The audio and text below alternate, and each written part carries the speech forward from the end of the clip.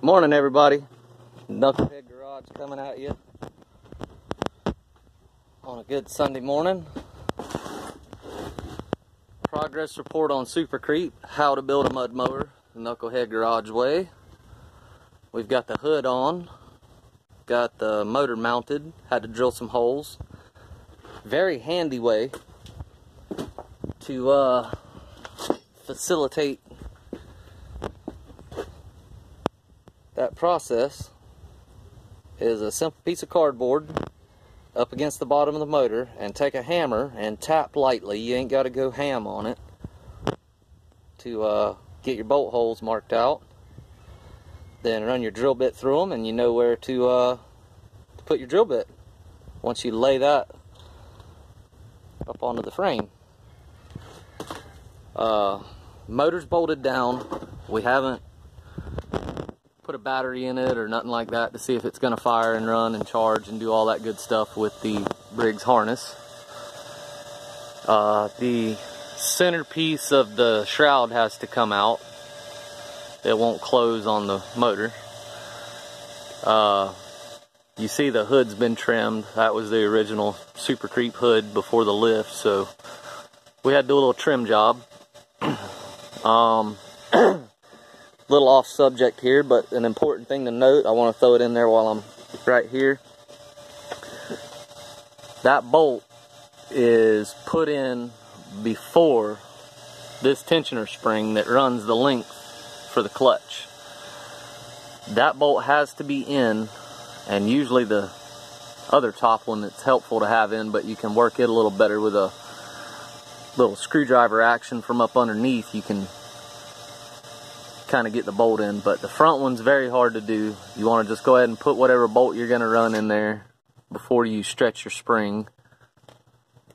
Other than that, we're just plugging along with it.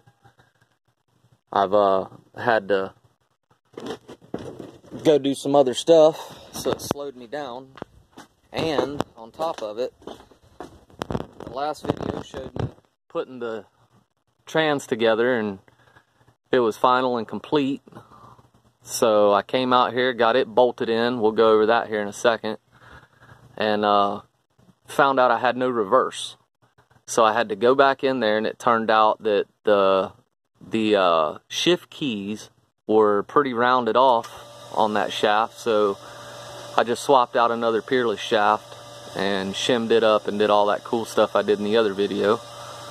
And now we have a working trans. All 5 speeds and reverse. Everything works. Let me grab something. I don't know what I did with it.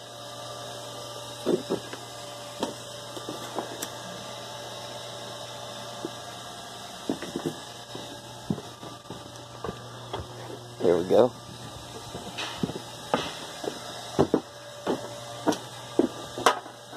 That piece there. You guys all probably know what that is. That is the top of the rod that comes out of the top of the trans for the shifter. I could have got all fancy with it, but I just cut it off, put a weld on the top. I put a stock shift setup, shift linkage setup, the whole deal, because mine was pretty shot. I just replaced it out of this one.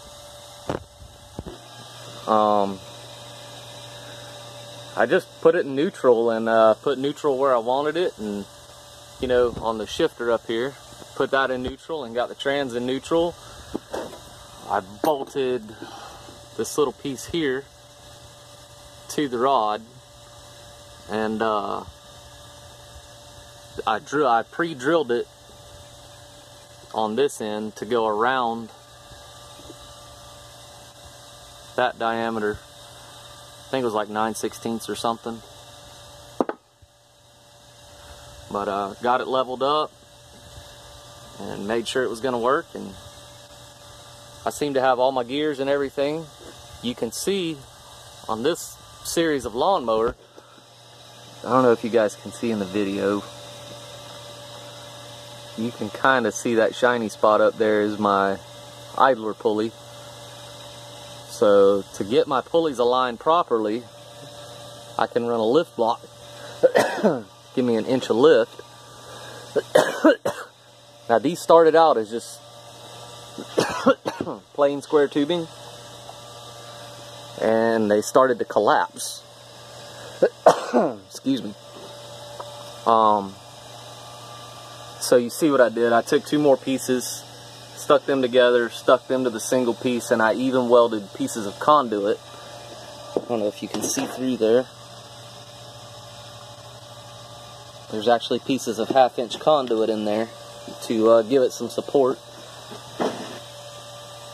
But other than that, we're gonna try to get a front end put together today.